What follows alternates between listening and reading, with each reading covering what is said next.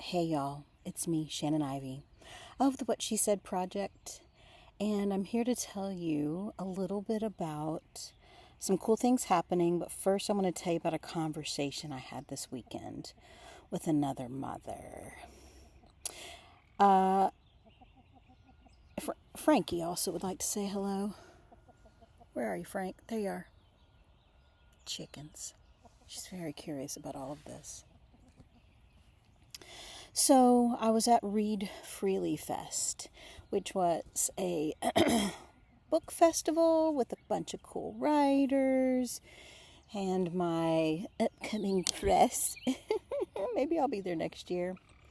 And there was this one writer that has been banned that I was really excited to talk to.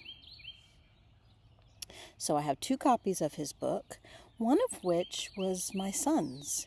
So I got it out of my son's room, and my son now lives with his father in New York City, having the best time.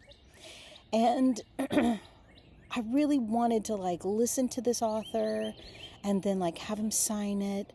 And then I thought deeply. I read the book, of course. Well, I didn't when my kid first had it, but I did later because I'm like, why did they ban this book? I'm trying to understand, and I'm watching and listening from my friends that are more involved in book bans. And as I am not currently day-to-day parenting a child who's in the school system, I still have a child in the school system.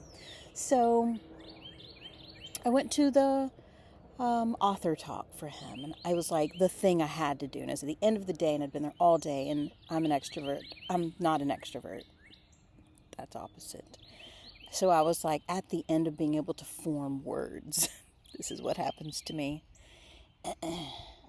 So I asked him a question as the very last question of the day, and I was prepared to ask about a subject about positive adults in a queer kid's life that are not the parents. So in the book, in Flamer, there is a camp counselor who just sort of is one of the few safe places for the kid in the book. And I'm not going to tell you the end of the story because I'd like you to read it.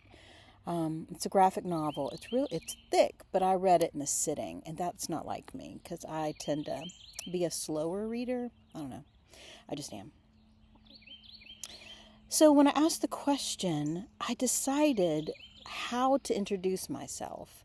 So the first thing I said was, "Hi, I have a queer kid." And then I was like, no, let's be honest. And I said, "Hi, queer mom with queer kid. Here's my question. I noticed that you," and then I just talked about positive, sort of auxiliary adults. Is that a word? Like other adults. Could be teachers, librarians. I don't know. For some people, they talk about their drama teacher, which I was. And I just think about how important these role models are. And during the book banning times, I believe they're also putting these supportive adults in danger. And so the supportive adults can't be the protective, loving, supportive, extra adults that a kid needs in his or her life. So I talked to a mother of a grown queer person. I'm not going to tell you who it is. Don't call yourself out because I want to talk about that conversation with the most care. She said to me, her child said, "Oh, my mom's here." And I was like, "Oh my God, I'm your auntie. Let me go meet your mother." I didn't even think that we were about to have this kind of conversation. So when I went up to her, I introduced myself, gushed over her adult child, and said, "They're just doing such amazing things in the community.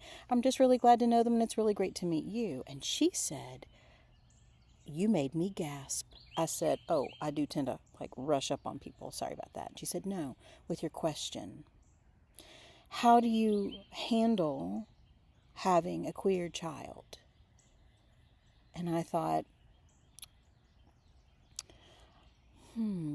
this question's not about me. And she said, "When you said queer child," I took a breath. "And when you said queer adult with a queer child," she said, "it just was so shocking you would say these words."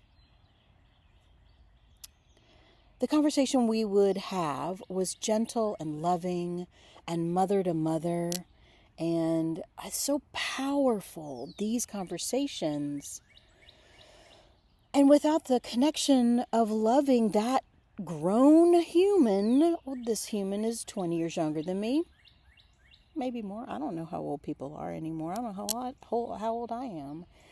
And it was so powerful to remember that change happens in those conversations.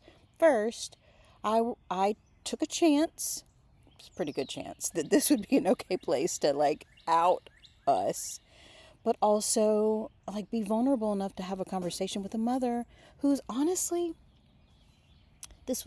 she brought up her beliefs, but it wasn't like her beliefs stopped her from loving her child.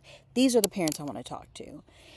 You as a parent, if you're listening to this, and whether you're queer or not, doesn't matter. When your child comes out to you, you think you're going to know what to do.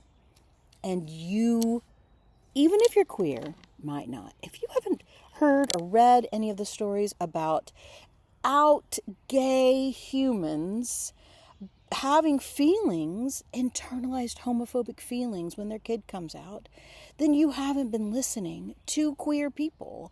Like, not only is this normal, but it's normal in all of our populations because we are concerned about our children.